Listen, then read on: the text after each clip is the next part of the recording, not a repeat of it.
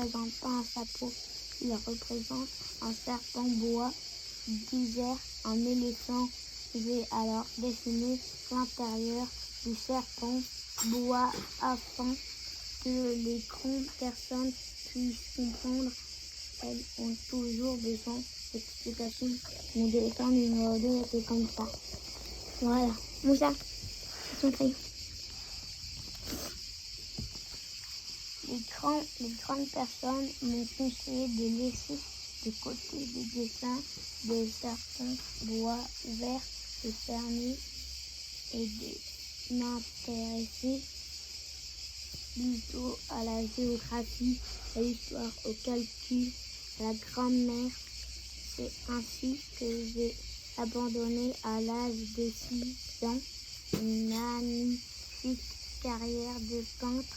J'avais été découragée par l'insuffisance de mon dessin numéro 1 et de mon dessin numéro 2. Les grandes personnes ne comprennent jamais rien tout seuls et c'est fatigant pour les enfants de toujours leur donner des explications.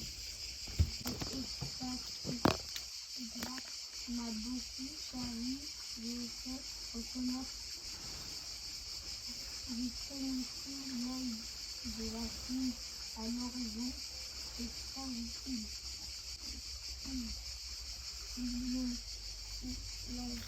Je regarde pendant la nuit, j'ai ainsi une course de ma vie, des tas de contacts, des tas de paraissaient un peu vicieux.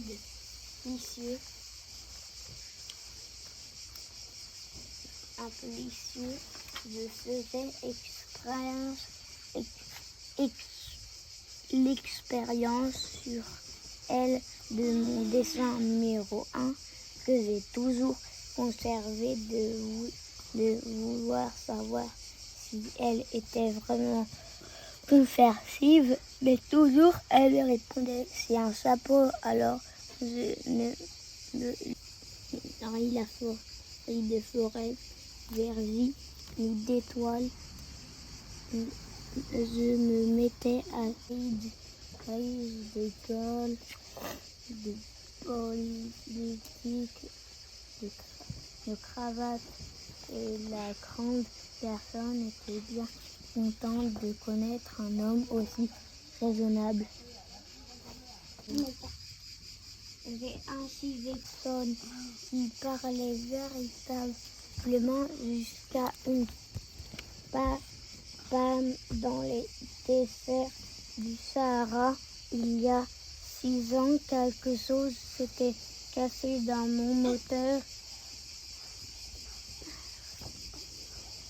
Et comment je n'ai avec moi ni mécanicien ni passager, je me préparais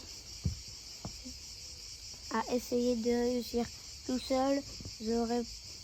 Réparation difficile de l'eau à boire pour 8 jours. Le premier soir, je me suis donc endormie sur le sable au milieu aux 1000 milles de toute terre habitée. Était bien plus isolé qu'une naufrage sur ton. Dessine-moi un mouton. J'ai sauté sur mes pieds comme si j'avais été frappé par la foudre.